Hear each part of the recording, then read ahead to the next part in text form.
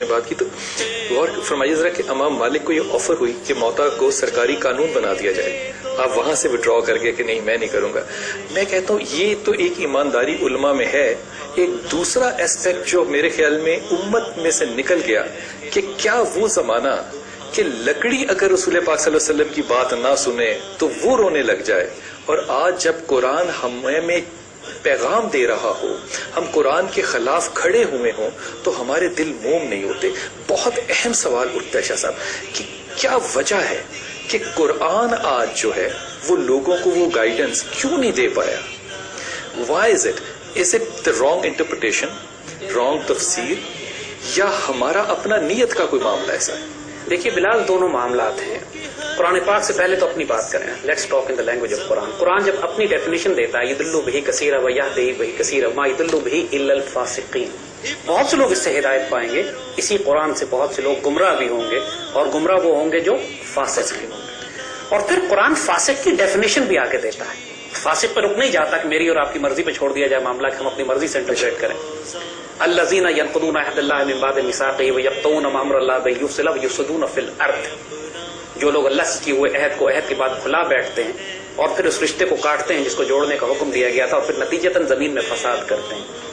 تو بات بالکل واضح ہو گئی کہ لا الہ، وہ عہد جس کو جوڑتے ہیں وہ لا الہ الا اللہ ہے، جو اللہ سے ہم نے عہد الست بھی کیا تھا اللہ تعالیٰ سے، یعنی جب ان کا کلمہ مکمل نہیں ہوتا، جب ان کا تقوی مکمل نہیں ہوتا، جب ان کی توحید مکمل نہیں ہوتی، جب وہ اللہ کے علاوہ طاغوت سے ڈرتے اور خوف کھاتے ہیں، جب وہ بادشاہ وقت کے درباروں پر کھڑے ہوتے ہیں، جب وہ اپنے وقت کے ہر قسم کے بت کو 360 بت آج بھی بستے ہیں، صرف اس دور میں نہیں تھے لیکن آج بتوں کی شکل بدل چکی ہے، حویس چھپ چھپ کے بناتی ہے سینوں میں تصویریں، اور پھر اللہ کے رسول سے رشتے کو، جس رشتے کو جوڑنے کا حکم دیا گیا، یہ ہمارا کلمہ ہے لا الہ الا اللہ محمد رسول اللہ۔ شاہ صاحب آپ کی بات کو معذرت کے ساتھ کہا، اگر اس وقت میں حبل تھا تو اب لبرٹی ہے۔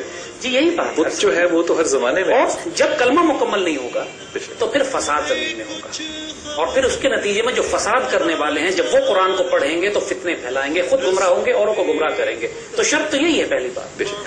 تو دوسری بات کہ جب آپ قرآن کو، یہ بڑی سخت بات بہت سے لوگوں کو لگے گی لیکن حقیقت یہ ہے کہ جب آپ قرآن کو ترجمہ اور تفسیروں سے پڑھتے ہیں تو آپ قرآن کو نہیں پڑھتے، آپ مفسر کی رائے کو پڑھتے ہیں۔ بے شک بے شک بے شک۔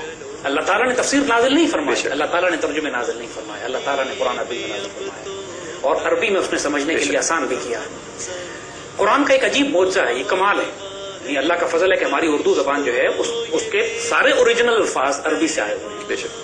اور آپ قرآن کو، بہت لوگوں کو اعتراض ہوتا ہے کہ ہم عربی نہیں جانتے۔ بھائی دیکھو، جب دنیا کی اتنی زبانیں ہم سیکھ سکتے ہیں تو چند ماہ 6-8 ماہ لگا کے عربی بھی سیکھی جا سکتی ہے، پہلی بات۔ اور دوسری بات یہ کہ اگر انسان صرف قرآن کی عربی پڑھتا رہے، اور آج کل ایسی ٹرانسلیشنز بھی آ گئی ہیں جو ٹرانسلیشن نہیں ہوتی، ٹرانسلیٹریشن ہوتی ہے، یعنی اس لفظ کے نیچے یا ایھا الذین آمنوا کتب علیکم الصیام، تو یا ایھا الذین آمنوا کتب علیکم الصیام، ایک ایک لفظ کا مطلب نیچے لکھا ہوتا ہے، اور آپ کو خود معلوم ہو جاتا ہے کہ کس لفظ کا عربی کے کیا مطلب ہے، یا اس کے قریب ترین مفہوم آپ نکال لیتے ہیں۔ اس کے بعد جب آپ قرآن کو مسلسل پڑھنا شروع کرتے ہیں تو قرآن کی آیتوں میں یہ معجزہ ہے، یہ کمال اللہ نے رکھا ہے کہ اس کا نزول قلب پہ ہوتا ہے، قرآن کھلنا شروع ہو جاتا ہے۔ وہ جو آیت ہے قرآن کی اعجمی و عربی قل الذین آمنوا ھدی و شفاء، کیا تم اجمی اور عربی کی بات کرتے ہو؟ کیا تم بات کرتے ہو کہ مجھے اس کی زبان آتی ہے یا نہیں آتی؟ جو ایمان لاتا ہے اس کے لیے ہدایت اور شفا ہے۔ یہ قرآن کا معجزہ ہے، اس کا نزول قلب پہ ہے۔ تو المیہ دونوں ہیں۔ پہلا المیہ تو یہی ہے کہ ہمارے علماء سو پڑھ گئے علماء حق سے، نتیجتاً زمین میں وہ فساد کرتے ہیں، جو فساد کر کے تشریح کرتے ہیں قرآن کی، پھر یہ اسی قرآن سے خود کش حملوں کی جسٹیفیکیشن بھی نکالی جاتی ہے، اسی قرآن سے فرقہ واریت کو بھی ثابت کیا جاتا ہے، اسی قرآن سے مسلمان کو حلال الدم اور اس کو خون بھی جائز قرار دیا جاتا ہے۔ لوگ اسی قرآن سے فتنے پھیلا رہے ہیں۔ اور دوسری طرف جو عوام الناس ہیں، جو مسلمان ہیں، انہوں نے آرگنائزڈ ریلیجن کے تحت، یعنی ایک آرگنائزڈ ریلیجن بن گیا ہے، تو لوگوں نے دین کی ساری ٹھیکیداری علماء سو کے حوالے کر دی ہے۔ جو علماء حق ہیں وہ علم تقسیم کرنے والے ہوتے ہیں، علماء سو سانپ بن کے بیٹھتے ہیں اس میں۔ اور انفارچونیٹلی ہوا یہی ہے کہ لوگوں پر یہ ٹھیکہ بنا دیا گیا ہے کہ صاحب قرآن کو تم نہیں سمجھ سکتے جب تک ہماری دی ہوئی تفسیر نہ پڑھو، تم قرآن کو نہیں جان سکتے جب تک کہ تم نے ہمارے مدرسے سے گریجویشن نہ کی ہو۔ آپ شاہ صاحب شاید اس بات کو حجاب میں کہہ رہے ہیں، لیکن میں ذاتی تجربے کی بنیاد پہ بات کہہ رہا ہوں کہ ایک علماء سو کا ایک نئی قسم بھی جو ہے نا وہ ٹکسیڈو والے لوگ آ گئے ہیں جو کہ سوٹ بوٹ پہن کے بہت سمارٹ طریقے سے کھڑے ہو کر وہ ایجنڈا قرآن کے حوالے سے جسٹیفائی کر رہے ہوتے ہیں جو کہ میرے خیال میں پروٹوکالز کے اندر 9ویں اور 22ویں نمبر پہ لکھا ہوا ہے کہ نان اسینشلز کو اسینشلز بنا دو اور اس قوم کو بالکل فالتو وقت میں لگا دو. ایسے اس وقت علماء شاہ صاحب آپ بھی اندازہ کر سکتے ہیں کہ اس وقت پاکستان میں موجود ہیں جن کو کہ آپ بنیادی طور پہ کسی ٹیلی ویژن شو پہ بلا لیں اور جو چاہیں فتویٰ دلوا لیں. یہ جو ایک مذہبی فکر اس معاشرے سے ختم ہو گئی، مذہبی فکر ختم ہو گئی نا، اس کا تعلق چاہے ہم ڈائریکٹ قرآن پڑھنے سے رکھیں، چاہے علماء سے رکھیں، چاہے نہ، لیکن ایک مجموعی طور پہ ایک معاشرے میں فکر ہونی چاہیے مذہب کے رجحان کی. شاہ صاحب وہ بھی ختم ہو گئی. آپ کی بات بالکل ٹھیک ہے.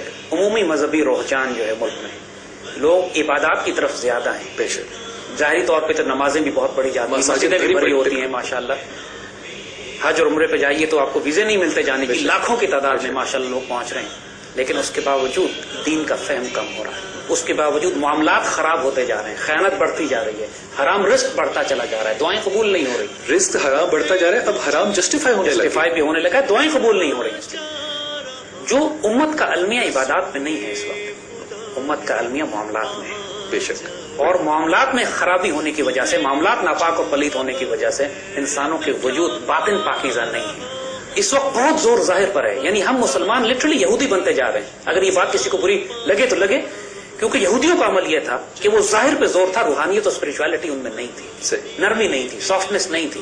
جبھی ان کے مقابلے پہ جب عیسیٰ علیہ السلام تشریف لاتے ہیں تو آپ کوئی نئی شریعت لے کے نہیں آئے، لیکن اسی شریعت میں آپ نے نرمی شامل فرما دی. یہودیوں میں تھا کہ این آئی فار این آئی، لیکن عیسیٰ علیہ السلام نے آ کے فرمایا ٹھیک ہے، لیکن تمہیں کوئی ایک چبا دے دے تو تم اس کو اپنا دوسرا ڈال دے. تو محبت اور نرمی لے کر آئے. یہ فرمائیے کہ ابھی مجھے ایسا لگتا ہے شاہ صاحب کہ فرسٹریشن جو ہے نا وہ اس قدر ہے کہ تمام لوگ جو ہے نا وہ اب ایکٹ بھی چھوڑ چکے ہیں، اب وہ امام مہدی کے آنے کے انتظار میں بیٹھے ہیں. یہ جو تصور ہے اس قوم کے اندر کہ اب مہدی ہی آئیں گے اور ہمیں نجات ہوگی، یہ کہاں تک آپ دیکھیے. اس کو اسی لیے اللہ تعالیٰ نے جو تحفہ سب سے بڑا اس امت کو دوبارہ بیدار کرنے کے لیے بھیجا وہ علامہ اقبال تھے. اقبال نے کلاسیکل کانسیپٹ آف مہدی جو تھا اس کو انہوں نے تبدیل فرما دیا.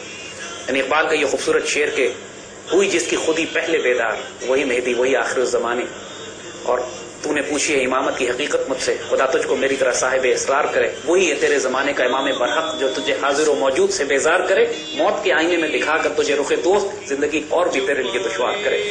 اقبال کے نزدیک وہ شخص کہ جو اس امت کی تقدیر بدل دے گا وہ مہدی ہے. اقبال کے نزدیک وہ شخص جس کو اللہ تعالیٰ سلیکٹ کرے گا اس ڈیوٹی کے لیے کہ اس امت کو تم نے ہدایت دینی ہے، جو وقت کا صلاح الدین بھی ہوگا، جو وقت کا شیخ عبد القادر جیلانی بھی ہوگا، وقت کا نظام الدین اولیاء بھی ہوگا، جو وقت کا مرد قلندر اور درویش بھی ہوگا. And Iqbal has a very dynamic concept here، کیونکہ وہ انسان کے ذہن سے یہ فرسودہ تصور نکال دیتے ہیں کہ ہاتھ پہ ہاتھ رکھ کے بیٹھو، جو تمہاری تقدیر میں وہی ہوگا. شکوہ تقدیر یزداں کیوں، تو خود تقدیر یزداں کیوں نہیں. جب وہ بات کرتے ہیں یہ اس سے زیادہ ڈائنامک کانسیپٹ دیا ہی نہیں جا سکتا، جو کہ قرآن اور سنت کی روح کے اتنا مطابق ہے کہ جب حضور نے یہ فرما دیا دیکھیے کہ اللہ کے بعض بندے ایسے ہوتے، جس کا مفہوم ہے کہ اللہ کے بعض بندے ایسے ہوتے ہیں کہ جب وہ اللہ پر کسی بات کی قسم کھا لیں تو اللہ کی غیرت گوارا نہیں کرتی کہ اس قسم کو توڑ دیں. اور اسی بات کو اقبال اپنے شعر میں جب بات کرتے ہیں کہ خدا بندے سے خود پوچھتا ہے بتا تیری رضا کیا ہے. دیکھیے اقبال نے اس سے بہتر تشریح قرآن و سنت کی 20ویں صدی میں کسی نے نہیں کی.